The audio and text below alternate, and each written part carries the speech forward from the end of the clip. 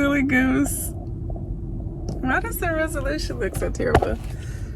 Good morning, guys. Welcome back to Move Over Medicine. I'm Dr. Tanya, and this is Peanut from Peanut Media Productions. And yeah, you're right. Peanut Productions. Yeah, yes. My bad. So it is 7 o'clock in the morning, and we are in the Woodlands, Texas, because we had another cross-country meet. And she's already yelling in the morning. I'm yelling? Oh, I didn't know I was yelling. Okay, hair looks funny. Hair looks crazy. Yeah, you need to start wearing some beanies like me. Yeah, I should just throw on a beanie, right? Instead of... Beanie in the summer. Big hair don't care. No. It doesn't look too good. So, the track meet, we had just dropped the big one off at the track meet. The large one. And now we are about to try to go find some coffee because your girl needs coffee.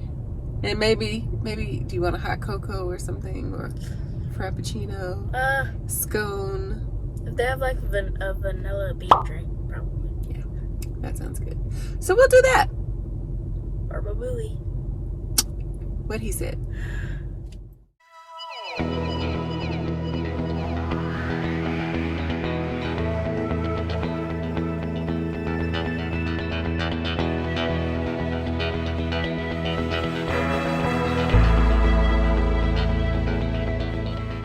Yes, we have found our coffee spot. We're actually in the Waterway Square area. It's a really nice area. Some really cool stuff. These houses are super nice.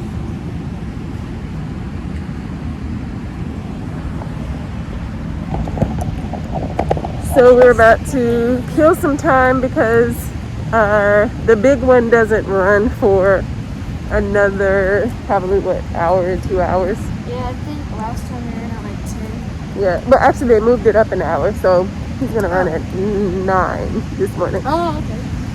So we're probably just gonna hang out in the Waterway. We found our little coffee spot. It's called the Blue. Is it Blue Door? Yeah. Yeah. So I'm just hanging out with my favorite YouTuber, Peanut. Yes. Oh, there's a chicken nugget on the bicycle. That's random. Yeah. That's I like that. quite random. Anywho. Oh, it's stuck here. So y'all know Dr. Tanya is addicted to coffee, and I've sort of kind of gotten to a point where I feel like I have to have it every day. Yep. Even though, unfortunately, I've actually cut back a bit, so it's not that terrible. It's not 2 times a day But anymore. it's not it's not 2 times a day anymore. He's telling on me. Anyway, so we're gonna go have us a coffee and a little chill out. It's really cool and crisp and fresh here in the Woodlands, Texas. Yep. It's usually hot and sticky, so this is awesome. Let's get some views of the Waterway, the sunrise. I have on my Black Heart Association t-shirt. Yay.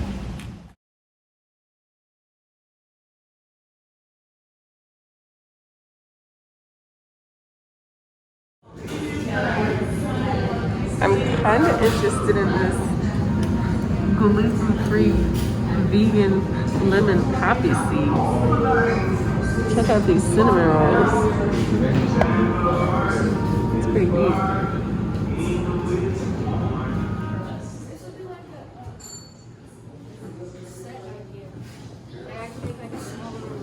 Yeah, I'm Have something fun. digging this color scheme. Yeah.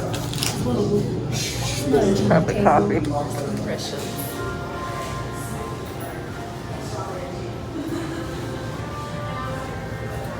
It's very good. It's very creamy. Yes. The only problem is it has that citrus undertone. I don't like citrus in my coffee.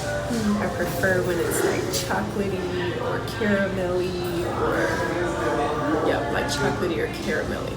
Citrus, but it's very good otherwise. Like it is smooth, it's creamy, it's rich. perfectly sweetened. So I've talked about this before, but the reason I prefer cappuccinos over lattes is because I don't really like black coffee. Less sugar, less milk, less calories, etc. The reason I'm sharing this is just so you can educate yourself, you can have a point of reference, and you can understand that when you're dieting or trying to cut calories for whatever reason, this is sort of a chart or reference that you can use or refer to when you're making decisions. So for instance, if you get an Americano, you get the caffeine, which in the espresso, which doesn't have any calories or very minimal calories. But if you get a latte, then that's probably the most calorie dense coffee drink because it contains milk and because it typically contains flavored syrups. So that's my little Dr. Tanya's nutrition lesson snippet. Now, after we left the Blue Door coffee shop, we went to the track meet, and we the rules are that you have to wear a mask when you're inside. You have to sign a waiver stating that you don't have any COVID symptoms, and you have to social distance. And they sell the tickets like in basically a max 2 tickets, so you can only have 2 spectators per runner. That's the way that they try to keep it safe. They try to keep it within the COVID guidelines. As you saw, you have to sit 6 feet apart from other people. You have to sit in 2-person pods and black out or red out certain rows, so that basically groups sit every other row. Grab something to eat. Some people asked me, how I feel about eating out during COVID, and if I can be honest, we just eat out a lot because I'm not the best cook and we're super busy, and it's like just a social activity that we enjoy as a family. Yeah. So even during the lockdown, we ordered food quite a bit, and we would either do curbside or we would have it delivered. So we pretty much continued to eat out all throughout this whole pandemic. So I would say, we try to choose places that appear to be safe, at least that require masks and that use certain sanitation practices. But it's always a risk. But we do our best within reason. And the other good thing is when restaurants have touchless menus, they are, that's more convenient. So then you don't have to touch on the menu. So we literally are leaving this place because people are walking in not wearing masks. And we've chosen to not eat here because they decided that they didn't want to wear masks, and the people that work here decided that they didn't want to enforce it. So again, back to the question, how do you decide to eat out, or how do you navigate eating out during coronavirus? We try to choose places where we see that people are behaving responsibly. We try to choose places where masks are required for entry until you sit down at your table and you are no longer navigating or moving around through the restaurant. That is how you prevent the spread of coronavirus.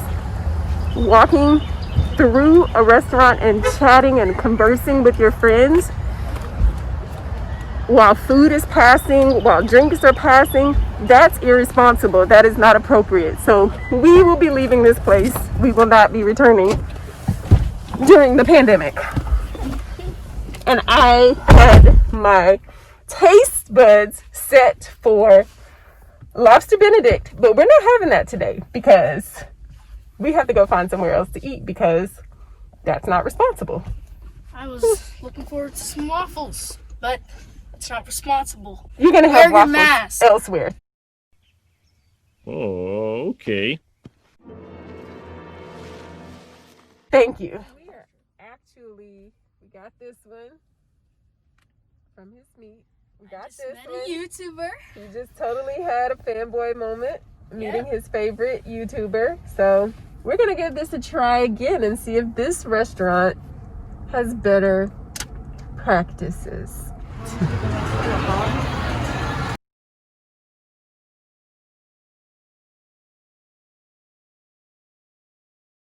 really talk. Basically, that was a much more, a better experience. And the reason is because, number one, everybody wore a mask. There was pretty much a straight from the door to our table, and they made efforts to separate the tables so that everybody had 6 feet of social distancing. They even installed plexiglass in between the booths to protect people. All of the staff wore masks, and I even witnessed a staff member who was coming, either starting his shift or like coming back from lunch, and he was checking his temperature and he had to log his temperature. The other thing was, the restaurant that we went to the first time, there was a line, a long distance between the door and where you would place your order. So unfortunately, the kitchen was far from the tables and where people were sitting. So the staff would have to pass people standing in line waiting to order with the food. And if people standing in line don't wear masks and they're talking the whole time and talking over the food, essentially, that's just not a good setup. And that particular restaurant really should consider that and really should require that patrons wear their masks until they get to their table. And that's all I'm asking. Very simple. It respects other people's health and safety. And yeah, I think it's literally the least you can do. Otherwise, if you don't want to wear a mask, Great! You're not required to wear a mask inside your own house. Stay home if you don't want to wear a mask. okay, I'm done. They're gonna think you're PSA over. Yeah. Peanut says I'm a jerk. But anyway, I'm done. So that's going to end this vlog, guys. We had a great day. Awesome day. We were able to get up early. We ticked a lot of awesome things off of our list. We were able to witness this one. He's busy texting probably some little girl. Anyway, this one was able to meet his favorite YouTuber. He's still super excited about that. Yes. And I got some footage and even had a couple of teaching moments. So I would say that today was a good day. We'll catch you all next time.